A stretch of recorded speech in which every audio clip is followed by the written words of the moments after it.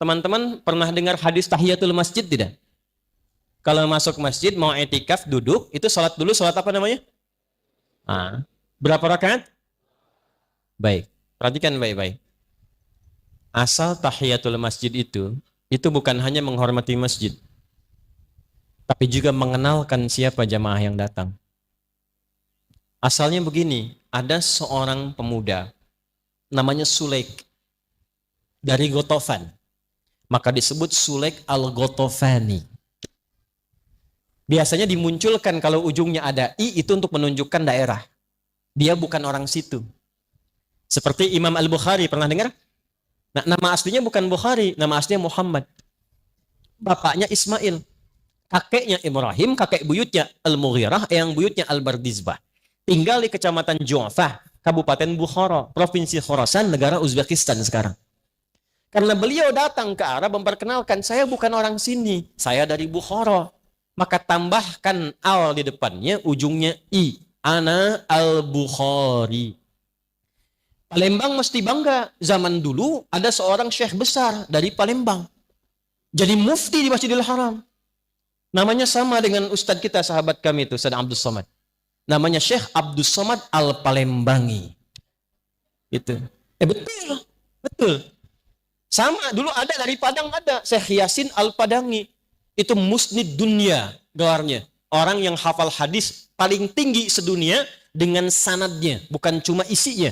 Tapi dari siapa, dari siapa, dari siapa sampai ke Rasulullah SAW. Itu mufti besarnya orang Padang. Namanya Syekh Yasin Al-Padangi. Nanti ahli di bidang fikihnya ada lagi.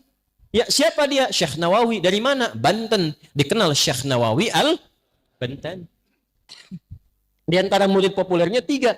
Ya.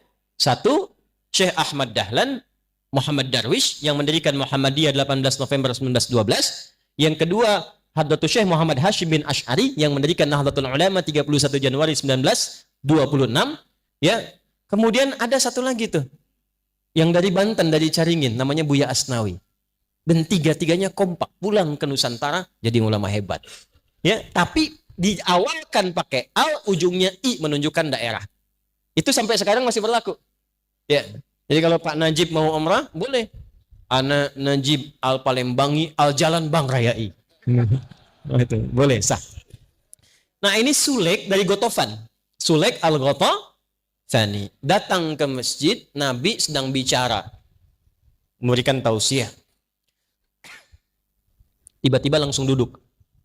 Maka Nabi berkata begini, qala Rasulullah sallallahu alaihi wasallam, atau kama qala, "Idza dakhala ahadukumul masjida fala yajlis hatta yusalli rak'atain." Kalau ada di antara Anda, Allahu Akbar, Nabi kita terlembutnya, tidak pernah menyakiti kata-katanya itu. Sallu ala Nabi. Sudah tahu, yang nggak tahu itu sulit, tapi Nabi bikin kalimatnya umum supaya tidak menyakiti orangnya. Jika Anda di antara Anda jamaah yang pengen masuk masjid dan duduk i'tikaf walaupun sementara, kata Nabi, jangan langsung duduk tapi sholat dulu 2 rakaat. Orang Madinah sudah pada tahu masuk masjid itu sholat dulu 2 rakaat. Tapi karena ini dari Gotofan, nggak tahu itu. Nabi ingin tunjukkan ini ada saudara kita baru. Bukan dari sini. Coba lihat siapa dia, apa keperluannya. Jangan sampai dia datang tidak menyelesaikan kepulangannya saat pulang. Tidak menyelesaikan keperluannya saat pulang. Makanya viral kisah, orang datang aja lapar, rebutan kok ngasih makanan. Pernah dengar kisah, ada jamaah datang? Ya, kata Nabi, ini ada tamu dengan kita. Siapa yang mau menjamu? Semua angkat tangan, Pak. Semua. Dan gak ada beda. Yang cukup, yang dipandang miskin, yang disebut kaya, semua angkat tangan. Dan qadarullah, yang angkat tangan pertama itu yang hidupnya tuh sederhana. Bahkan rumahnya itu kurang lebih RS7 lah. Ya, ruangan sangat sempit sekali sehingga selonjoran saja susah. Gitu. Sisa makanannya itu cuma beberapa sendok untuk anaknya. Yang hidup di situ suami, istri, anak. Tapi dengan kebanggaan angkat tangan. Saya akan menjamu ya Rasulullah. Yang lain angkat, keduluan beliau. Kata Nabi, si fulan yang menjamu. Pulang ke rumah begitu datang, istriku, kita punya kabar gembira. Kabar gembira. Jadi melihat pahala itu peluang. Jadi dalam bayangan mereka itu karena mereka merasa punya Allah. dan yakin akan meninggal. Jadi yang ditatap itu setiap amal soleh peluang untuk bertemu Allah nih, peluang cari bekal nih. Mereka sudah merasa rezeki itu diatur. Rezeki sudah teratur, ngapain kita susah-susah? Rezeki sudah teratur, tinggal ikhtiar. Yang belum teratur itu mengkonversi rezeki sehingga menjadi bekal yang baik untuk pulang. Maka apa yang terjadi? Ini peluang nih. Ada apa, Pak? Tamu. Siap. Kompak. Istri menidurkan dulu anaknya. Begitu selesai, suami siap-siap, piring sudah ditata, lampu dipadamkan. Ini mohon maaf ya bahasa kitanya ini penghematan katanya. Jadi kita makannya biar enak-enak, nyaman. Istri sudah siap, suami bawa, hidangkan semua. Jadi yang satu makan dengan lahapnya, yang satu lagi tak tek tok kayak seperti orang makan. Anaknya tidur dalam keadaan menahan lapar. Ditidurkan oleh ibunya dalam keadaan menahan lapar. Besoknya begitu selesai tamunya kenyang pulang, dia nggak tahu yang menjamu itu pun tidur semua dalam keadaan lapar. Tapi mereka kenyang dengan ridha Allah Subhanahu wa taala. Makanya sedikit makan tuh kalau ibadahnya banyak, makan minum tuh sedikit. Coba saat puasa. Nafsu banyak, ibadahnya banyak. Begitu nafsu kalah, amal solehnya muncul, minum yang kita harapkan banyak, jus ini jus itu, seteguk teh manis kenyang. Ya? Maka apa yang terjadi? Turunlah Quran surah 59 ayat 9 sampai 10 itu. Wa yu'thiruna 'ala anfusihim walau kana bihim khasasah. Dipuji langsung oleh Allah.